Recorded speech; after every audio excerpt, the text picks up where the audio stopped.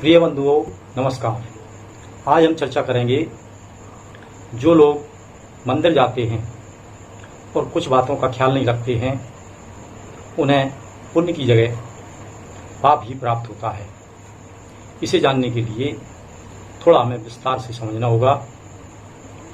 एक सिद्धांत है कि ब्राह्मण, मंदिर, मित्र और रिश्तेदार, इनके घर जब हम जाते हैं तो खाली हाथ नहीं जाया जाता।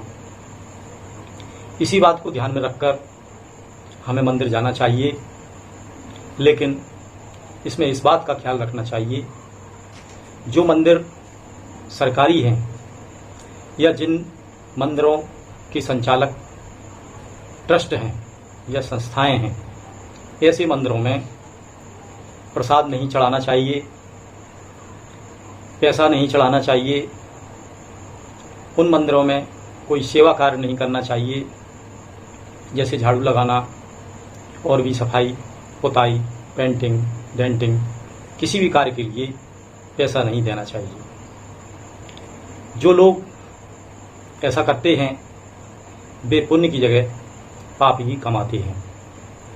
अब ध्यान देने वाली बात यह है कि मंदिर खाली हाथ नहीं जाना चाहिए, तो इसके लिए आपको फूल ले जाना चाहिए और फूल ले जाकर भगवान को चढ़ाना चाहिए। फूल चढ़ाने से भी भोग लगाने का पुण्य प्राप्त होता है। लेकिन इस बात का ख्याल रखें कि आप ट्रस्ट के और सरकार के द्वारा संचालित जो मंदिर हैं, जिन्हें सरकारी मंदिर हम कह सकते हैं, उन मंदिरों में जाएं तो फूल चढ़ाने के बाद प्रसाद अवश्य मांगें। पंडित न दे तो मैनेजर से मांगें, क्योंकि यह सरकार की जिम्मेदारी है।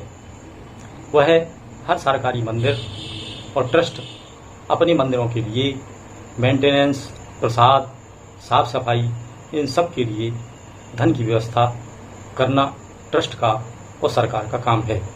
लेकिन यदि आप इन सभी कार्यों के लिए पैसा देते हैं, मंदिर में पैसा चढ़ाते हैं, तो आप पुण्य की जगह पाप ही कमाते हैं।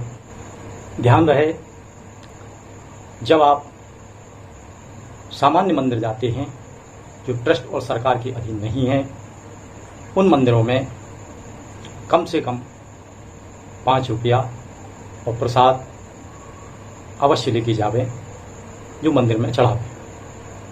कहा गया है कि सबसे ज़्यादा पुण्य मंदिर बनवाने से होता है और मंदिर में पूजा करने से होता है।